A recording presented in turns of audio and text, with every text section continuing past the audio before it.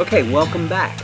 And as we stated in our last episode, today we will be talking about cultural appropriation, and we will be arming you with ammunition, vocabulary ammunition, so that when this comes up in conversation or you, unbeknownst to you, get accused of something one day that just catches you out of the blue because you're just doing things as normal, but somebody decides to get a bug up their ass and accuse you of cultural appropriation because you decided to braid your hair, or you decided to wear leggings, or you decided to wear, a dress that has a certain pattern on it, or a certain style, and these things go on and on and on. So unfortunately, this is the world we live in today, where people think they can get brownie points by making other people feel bad and accusing them of things that just is unrealistic. We are all earth mutts. We all belong to this planet, and all of our heritage comes from all of it. So without further doo-doo, let's get into the ridiculed stupidity of what is cultural appropriation. Now, like I said, it'll come up when you least expect it. You might get accused of it. You might hear someone else in your group being accused of it. And here's how you can respond to that. So, do all of you guys have a cell phone? You might be listening to this on a cell phone. If you have a cell phone and you are not of the Caucasian persuasion, then you are culturally appropriating my cell phone and our technology. So you can hit them up with that one right off the bat. That's a good one. How dare they culturally appropriate my culture by using that cell phone? Same thing. Do they have a TV?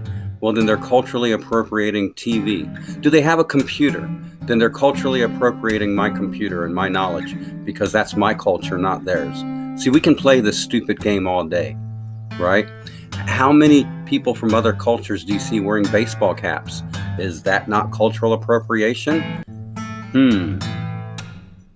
It's a ridiculous game they want to play, and they will lose every time because we can always step it up to the next level, right? It goes beyond that. Why are you living in a house? That's cultural appropriation. Shouldn't you be up in a tree? Shouldn't you be in a teepee? Shouldn't you be in a grass hut? Now, I'm not trying to be rude, and I'm not trying to be racist, but it's these mother uckers that want to accuse us of those things because, someone happened to braid their hair that day or put it up in a bun. Get for real. Cultural appropriation does not exist. It's another myth created by the left to create division amongst us. All of us do everything.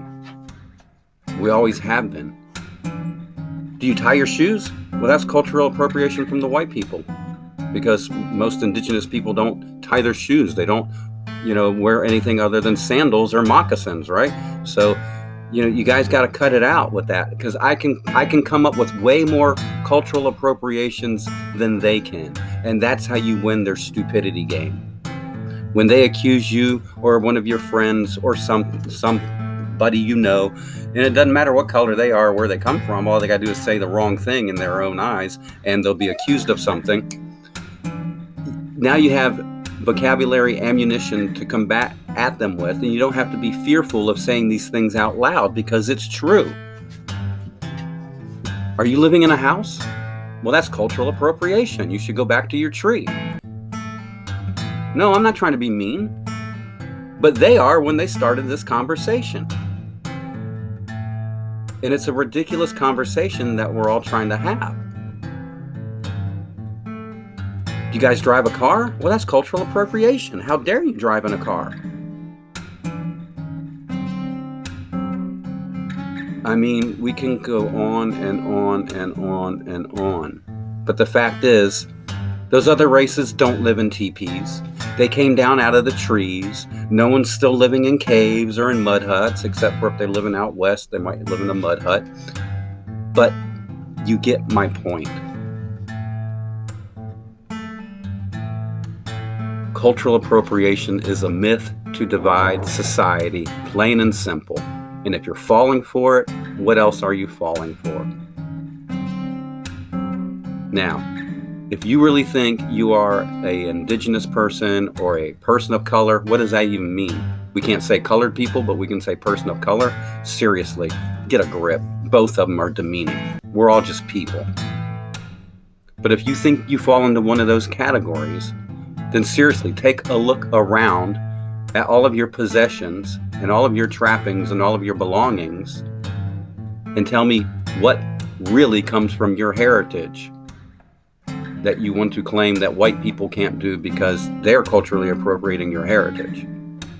But yet you seem to have no problem, living in a house with electricity, running water, flushing toilets, microwaves, working ovens, televisions, water heaters,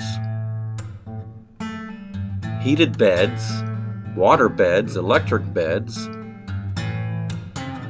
wheelchairs, and I can go on and on and on. Staircases. I don't remember too many teepees or trees having staircases. That's cultural appropriation. How dare they? Carpet. How dare they?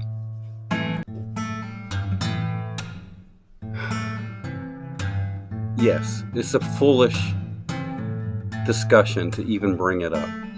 But again, our side can come up with way more things that they are culturally appropriating from us. Printers, computers, anything and everything that you want to think of that people use on a daily basis has more or less been probably culturally appropriated from not their race, not their culture.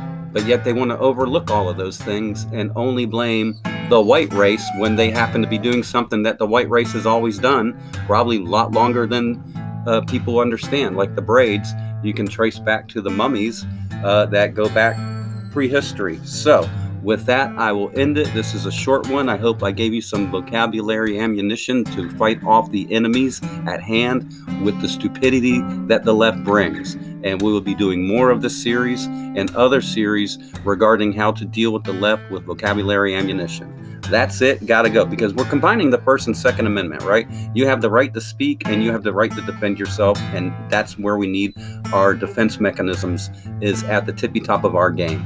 This is how they are defeating us in the culture wars. This is how they're defeating us on the home front, on the school front, at businesses, when we go out in public, because they're getting everyone to conform to something that nobody wants to conform to. Now, how do we break that spell?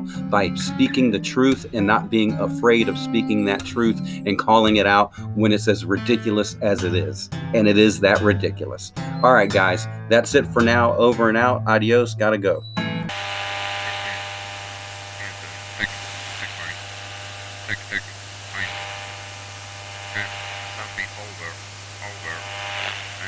Can you hear me? Hold there. Wait, no.